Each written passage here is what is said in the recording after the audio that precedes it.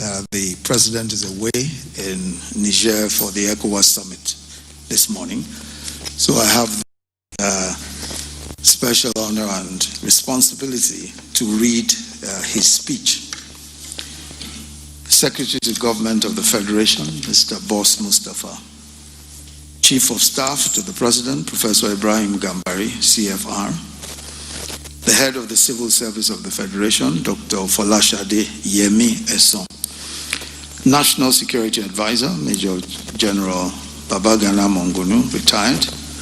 Honorable Ministers present, Permanent Secretaries, Heads of Government Agencies and Parastatals, the panel chair, former Secretary to the Government of the Federation, and former Head of Service of the Federation, Alhaji Yayale Ahmed, former Secretary to the Government of the Federation, Ambassador Babagana Kingibe, the World Bank Chief Economist for Africa, Dr. Albert G. Zufak, distinguished resource persons, facilitating consultants, Dr. Kunle Lebute and Mr. Umaru Abu, honored guests, ladies and gentlemen. It gives me great pleasure to welcome you all to the first year Ministerial Performance Review Retreat. We are meeting at a time that mankind is struggling to overcome the economic and social crisis caused by the COVID-19 pandemic, which has disrupted life as we knew it. The consequences of the pandemic will no doubt influence our deliberations at this gathering, especially as we'll have to adjust our policy approaches and some methods of working going forward. I stressed at last year's retreat that the Nigerian people expect dedication and commitment from all of us in implementing policies, programs, and projects to improve the quality of their lives and to set Nigeria on the path of prosperity. I also reiterated the resolve of this administration to set the stage for lifting 100 million Nigerians out of poverty in the next 10 years. Even today, these remain our overriding objectives. The priorities we set for ourselves were around 9 interrelated and interconnected areas, which are stabilizing the economy, achieving agriculture and food security, attaining energy sufficiency in power and petroleum products, improving transportation and other infrastructure, driving industrialization with a special focus on SMEs, expanding access to quality education, affordable healthcare, and productivity of Nigerians, enhancing social inclusion by scaling up social investments, as well as building a system to fight corruption, improving governance, and strengthening national security. In the course of the past year, ministers have rendered reports to the Federal Executive Council on their activities and outputs related to the achievement of the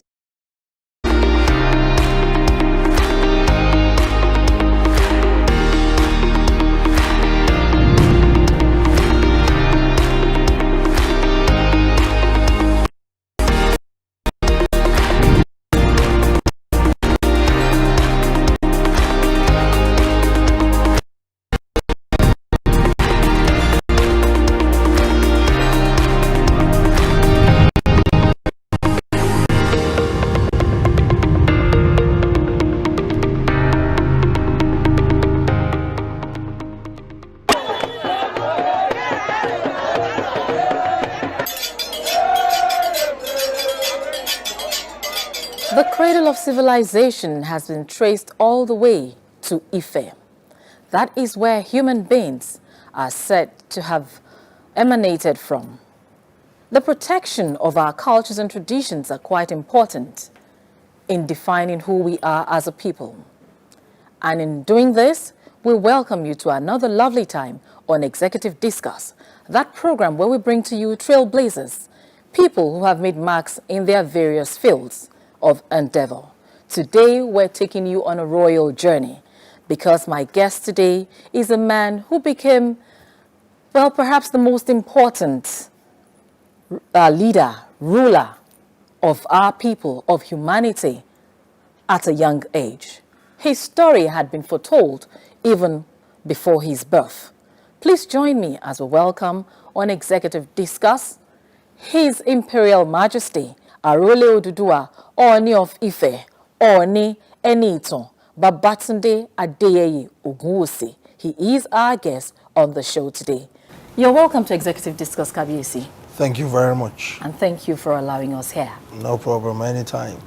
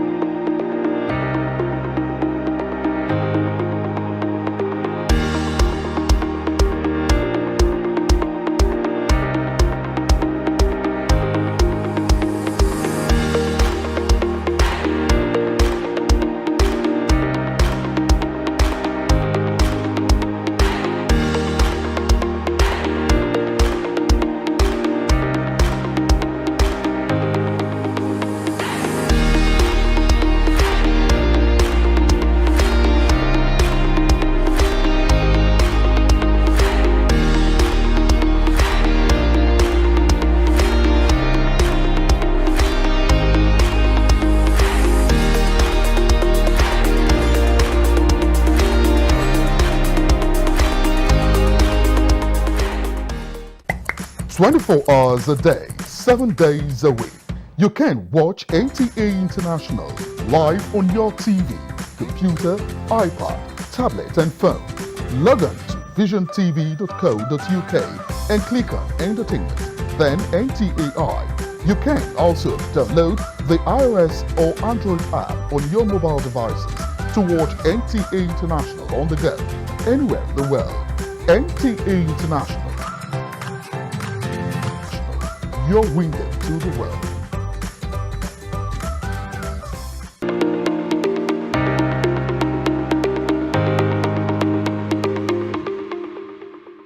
As we usually do on this program, for the purpose of our viewers, can you tell us where you were born, what your childhood and background was like? Well, to the glory of God,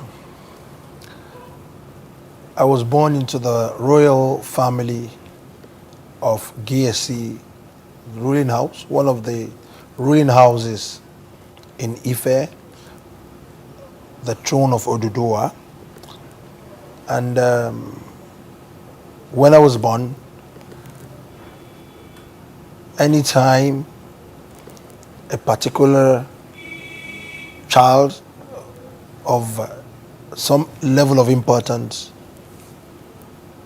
is being born to the family, a whole lot of concentration will be with that child. To the glory of God, my own story was foretold many decades before I was born. Kings are usually born and not made. And I found favor in my creator and destiny that I will be born specifically on a Thursday, specifically 1 p.m. and there will be a strong scorching sun, and the sun will come out so intense, and rain will be falling heavily with heavy thunderstorm.